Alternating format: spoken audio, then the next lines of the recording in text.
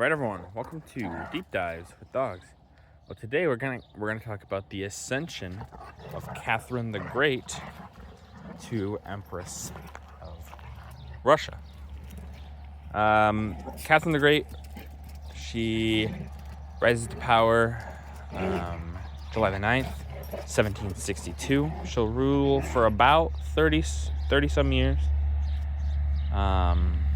She's the only female in all of human history with the title the Great. Typically, there's none that do. She's the only one. She overthrows Peter the Third, which was her husband. She's also not even a Russian, at least not by descent. She's Prussian, funnily enough. She's German, technically. But the people of Russia very much accepted her, especially at the time. They kind of liked her a bit. Peter was never going to be a good emperor. All the stories about Peter, he is kind of ill-equipped to be the Tsar. He didn't really like the idea of being Tsar. He didn't really want it. He thought it was dumb. He cared more about Germany than about Russia, which is kind of funny because obviously his wife is German, but she cared more about Russia than Prussia. So interesting.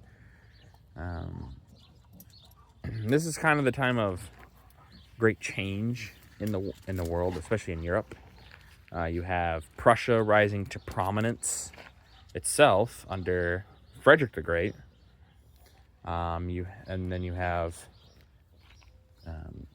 very soon, 1762. It'll only be about 10 years, a little bit longer than that, 10, 15, 20 years, till the American Revolutionary War, American War for Independence.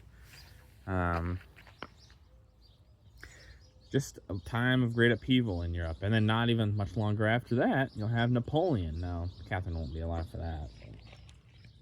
Catherine is a very interesting character. There's lots of stories about her. And, if you didn't know she was German, from her past, she would have made you think she was Russian. Lots of things she did to ensure that she was seen as a true Russian by the Russian people.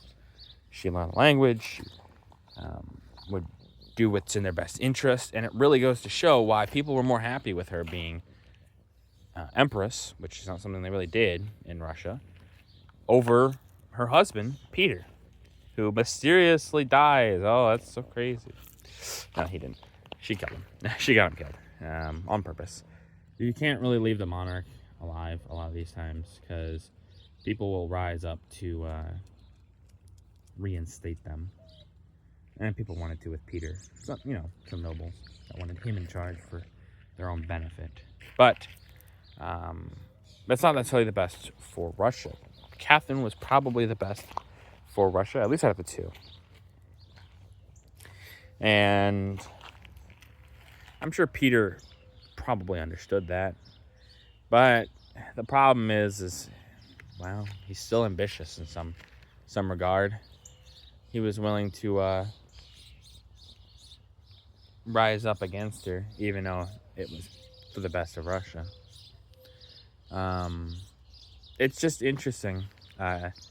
Catherine will really change the world and change Russia in many ways. Peter the Great had modernized Russia, brought Russia into being a world power. And Catherine will very much revolutionize Russia in her own way, bring it forward